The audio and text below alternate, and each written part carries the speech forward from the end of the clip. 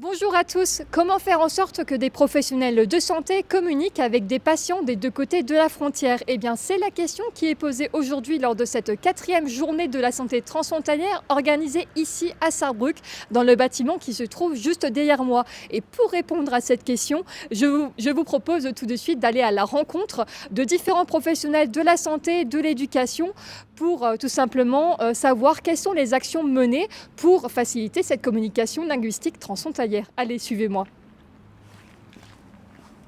Alors, Madame Haumann, dites-moi, quelles actions ont été développées dernièrement entre la France et l'Allemagne pour faciliter justement cette compréhension entre les professionnels de santé et leurs patients des deux côtés de la frontière franco-allemande? Il faut bien dire que c'est la 4e journée de la santé transfrontalière, mais c'est la première journée pendant laquelle les langues et la communication sont au cœur de l'événement.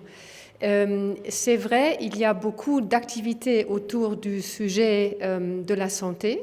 C'est un sujet majeur pour construire cette région transfrontalière où nous vivons ensemble, mais les langues et la communication ne sont pas toujours au premier plan. Une étude franco-allemande a été menée il y a 2 ans pour recenser les besoins exacts des professionnels de santé en matière de communication auprès de leurs patients. Nous nous sommes intéressés aux compétences réelles, mais aussi aux représentations, aux auto-évaluations de ces compétences. Et on a appris que bien que beaucoup de personnes aient des compétences assez bien développées, vu le nombre d'années d'apprentissage, ils ne se sentent pas toujours en sécurité linguistique. 300 personnes ont participé à cette étude. De là sont nées plusieurs offres linguistiques, exemple avec le projet Sprachführer für die deutsch-französische Arbeitswelt, guide de conversation pour le monde professionnel franco-allemand.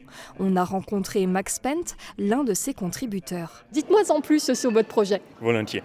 C'est une petite brochure que j'ai malheureusement pas avec moi à ce moment, qui focalise différents contextes au monde du travail.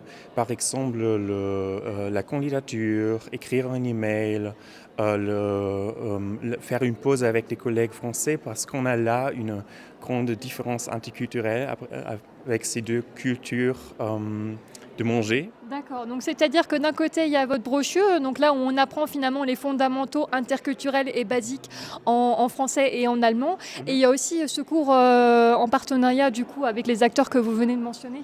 Exact. Et ce cours, il est basé sur une enquête scientifique sur les deux côtés de la frontière. Et nous avons posé la question au personnel médical, de quoi avez-vous besoin? Et là, tout ce qu'ils ont répondu a été intégré dans nos cours du français médical. Ces cours linguistiques et cette brochure sont un vrai soutien pour cette infirmière en soins intensifs à Sarre-Louis. Wir hatten einen Patienten, der Französisch gesprochen hat und er konnte halt gar kein Deutsch und ich wenig Französisch und er hatte halt immer mit den Händen auf das Bett geschlagen und es hat sehr lange gedauert, bis ich konnte evaluieren, was sein Problem oder sein Bedürfnis war und jetzt fällt es mir deutlich leichter nach dem Kurs, deswegen finde ich es auch sehr wichtig, sowas zu machen. Plus largement, les acteurs de la santé en milieu transfrontalier pourront bénéficier de ces nouvelles offres linguistiques. Exemple avec la coopération franco-allemande en cardiologie. En 10 ans, plus de 1000 patients français ont été accueillis à la clinique SAG de Völklingen en Sarre. Il existe donc de réels besoins en matière de communication. C'est encore un défi malheureusement.